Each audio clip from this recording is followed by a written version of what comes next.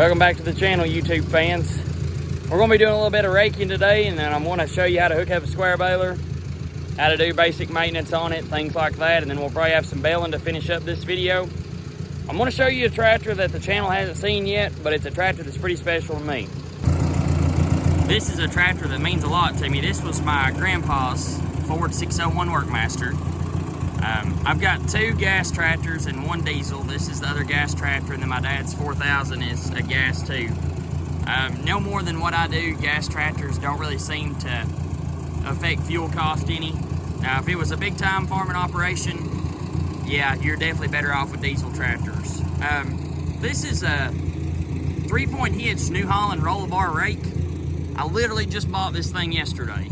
I had a 55 model pull behind rake like this one, but the problem is when I get to the end of the row, it just seemed like it was just so hard to clean up and make it look neat. So I'm hoping like when I can get to the end of the row, I can just pick it up and then come back and finish everything at the end. So what we're going to do, we're going to set this thing on the ground and we're going to see if we can get it adjusted.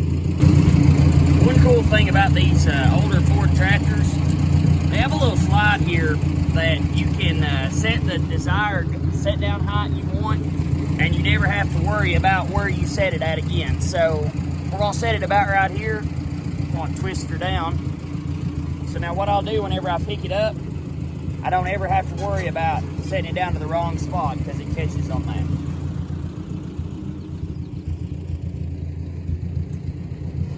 Let's make sure we're not dragging the ground anywhere. Everything looks like it's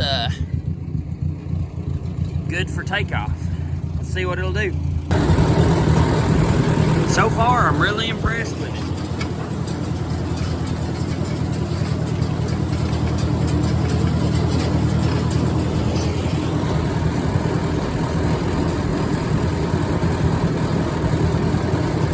One thing a little bit different about this one that I've noticed with the corners, this rake tracks directly behind you.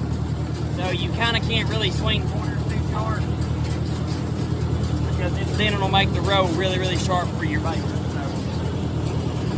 So I'll kind of show you what I'm doing up here. Now this is kind of going to be a goofy spot anyways.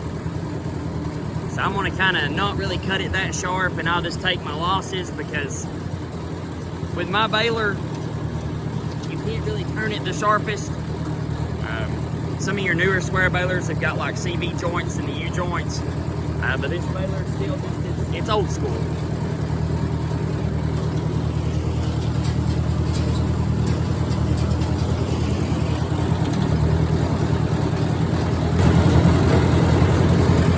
Alright guys, got her all raked up. I figured out with this rake, you're probably better off, which I guess with any rake, you're always better off doing this, but I thought I could do it this way. I started out making my circles and thought, well, I'll just come to the end. Well, the problem is that it started leaving scraps whenever I got out here to turn around. So I just started going back and forth, and now what I'm doing is I'm just cleaning up my scraps here. You'll kind of see what I'm talking about. See, my rows end right there, and all I'm doing is just making one big row out of these scraps left right here.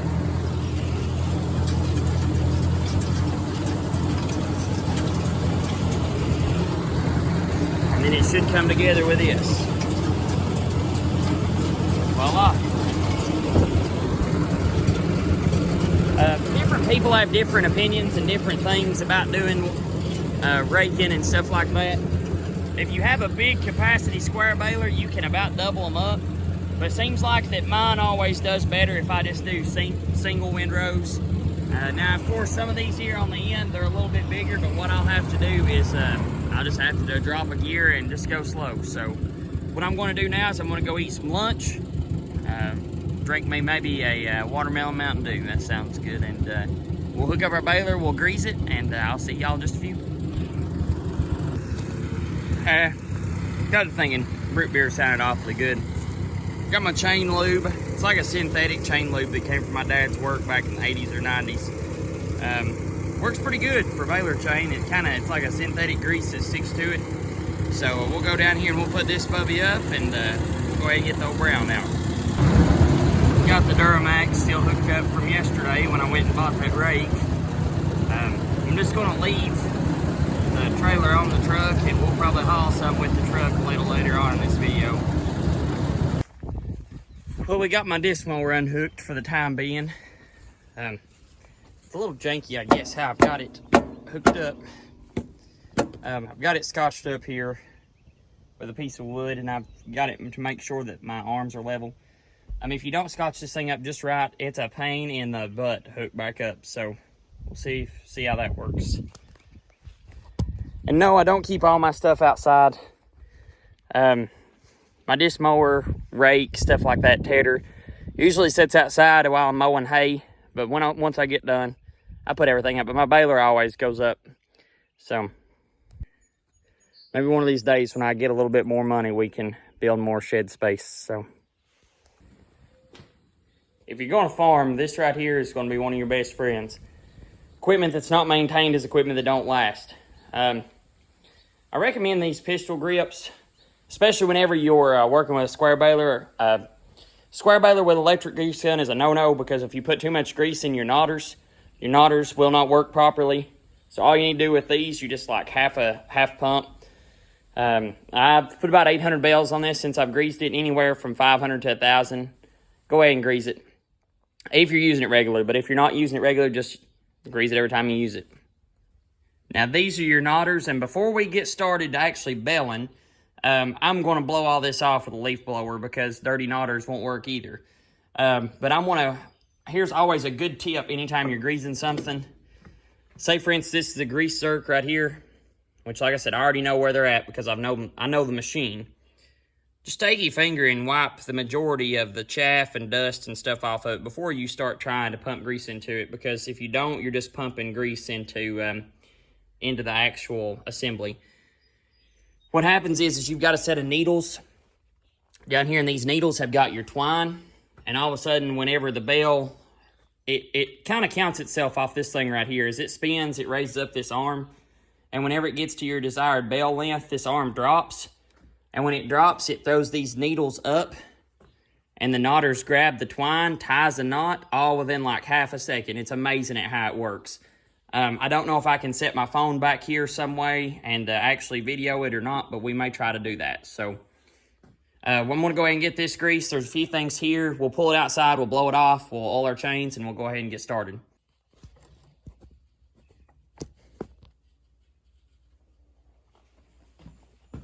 Another tip you can do, get you your rag and just go ahead and clean off all your alamites while you're at it instead of just using your finger. But you know, if I hadn't found the rag, I was probably just going to use my finger. Whenever you farm, you just kind of got to make do. So I'm going to go ahead and clean off all these alamites. And I'll show you how much grease needs to really be put in them. And like I said, if you know your machine, that's one thing. But if you don't really know your machine and you don't know where all your grease zerks are or your alamites, you need to make sure you figure all that out before you start actually trying to use them. Because if you're not careful, you'll miss a couple. All right, so we're going to take our grease gun. 1 or 2 pumps, that's all it takes. And I like the pistol grip because you can use one hand to hold the actual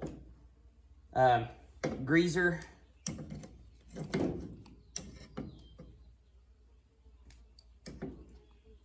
See right there, I've put too much. If you see grease coming out like that, you've put too much in your knotter. So just go ahead and wipe that off, but make sure that you don't get it on anything else.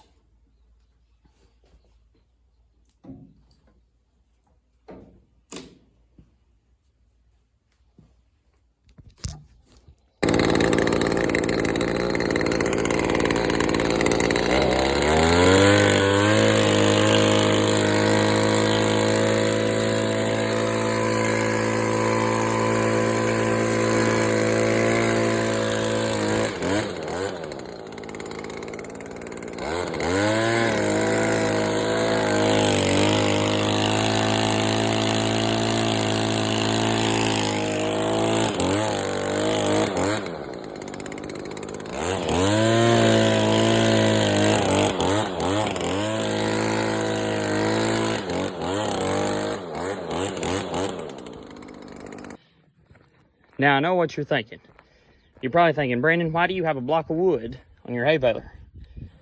What you do is you put this block of wood in front of your wheel, then you pull that string right there, and it allows the whole thing to fold out. Now, it's in transport mode right here. But whenever we get to the field, we'll take this block of wood out and we'll put it in work mode. Let's check our twine while we're back here. Oh yeah, we've got plenty for no more than what we're going to do, so. Okay, let's check our fuel and we'll head on over to the field. I've had this baler for probably 2 years now, I guess. My uncle had told me about it. It was underneath a tarp up in a, I guess it'd be more like a community a couple counties above me. And he told me, he said it may be worth going and checking on. I said, well, if it's on a tarp, or if it's under a tarp, it probably isn't. But anyways, I went and looked at it, and when I seen the Ford emblem right there, I knew it was worth looking at. He was selling it for an older guy who had Alzheimer's. He started like taking off the shoe, the jack, things like that, and hiding it, and his kids said that we better just sell them. So I bought the baler, and I've baled probably about 4,000 bales with it so far, and it has just been an awesome machine. But they only stay awesome if you take care of them. All right, now let me show you what we're going to do with this block here.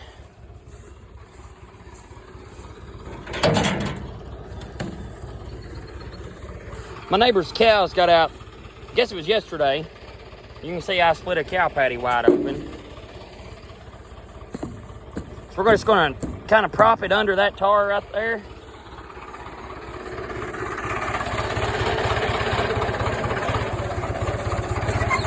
Oh, seat needs some WD-40 on it. We're going to put the tractor in gear, and we're going to pull this string, and that string pulls a latch, and you'll watch it as we get.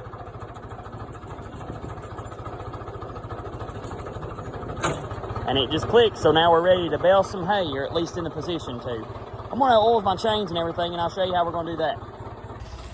I guess we can go ahead and put our chute down. A lot of this stuff is kind of difficult to do one-handed.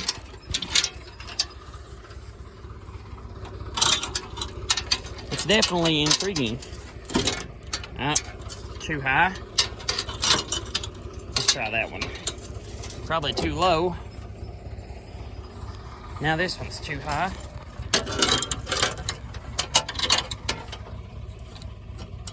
That one over there is actually about right. So what we're going to do, we're going to try to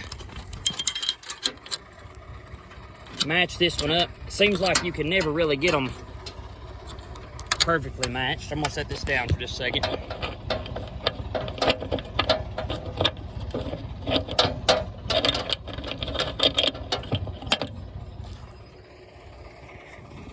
Oh, upside down onions. Okay, and then what we're going to do here, this is how you tension your bale down. And I'm just going to kind of give it 3, 4, 1, 2, 3, 4. Well, let's do 5.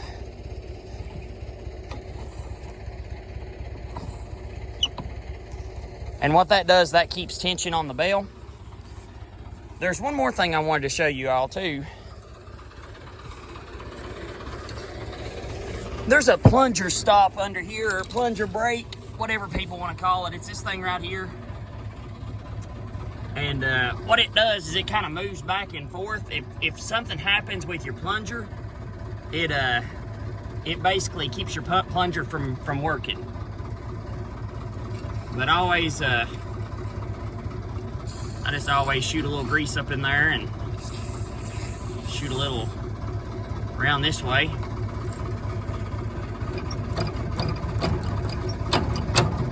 Just enough to keep it greased up. Here's how we're going to oil our chains. I've got the PTO on just barely idling. And there is a chain back in there, so we're going to see if we can hit it with this lube.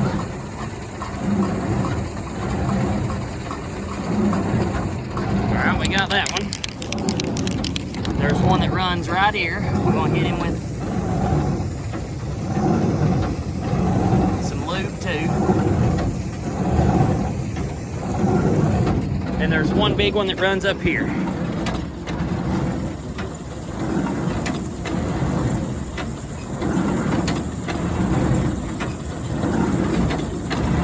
Now the thing about square baling, especially with your tension, could be right, could be wrong.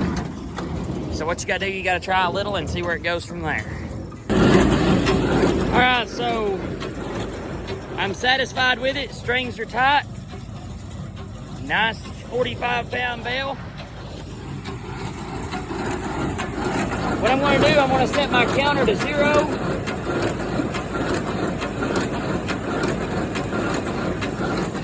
And I think I've got 1, 2, 3, 4, 5, 6 already in the field. 2, 3, 4, 5, 6, and then I've got 1 in the chamber, so I'm going to do 7.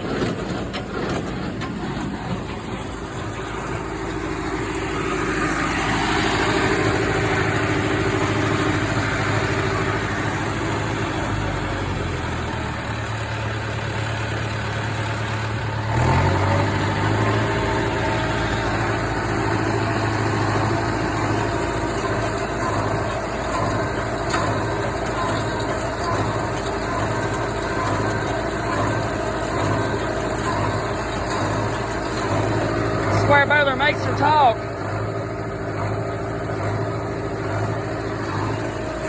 Every time you hear that grunt, there's a plunger in there that's just packed in hay.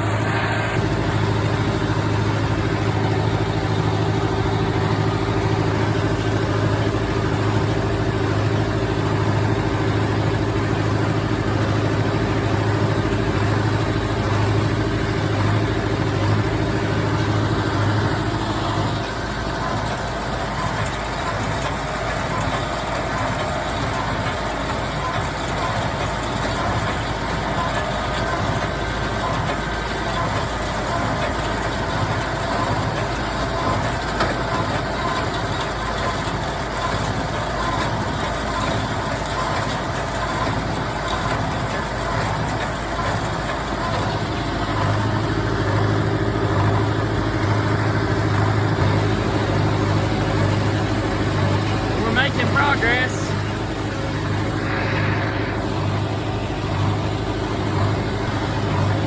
We're making progress here. I just had somebody come and pick up 40 bales. I'm going to put the rest on a trailer.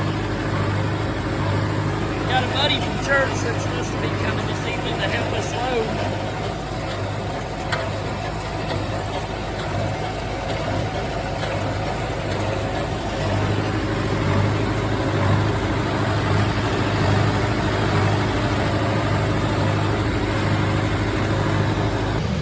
So we finished up that field over there at the creek.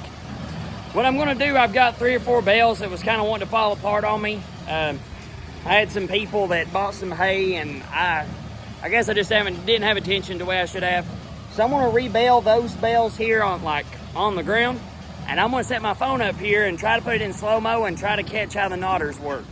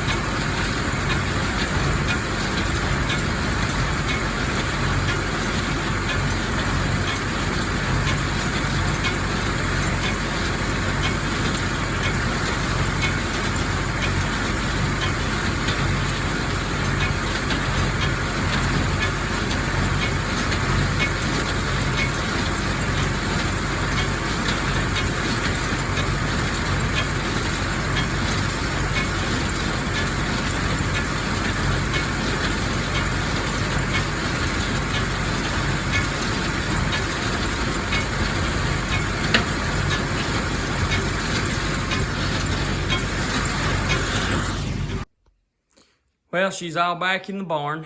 There was one more chain that I forgot to mention on camera. Over there at the pickup, there is also a roller chain that goes on that side. I guess that's what I get for getting in a hurry trying to film. So there was a glimpse of my haying operation. I wanted to get some videos loading, but by the time we got everything loaded, it was just, we were more worried about getting it loaded rather than taking videos. But thanks for watching the video. There'll be maybe some more farming videos come along now that I have some time off work. Hope you guys enjoy. Please like and subscribe.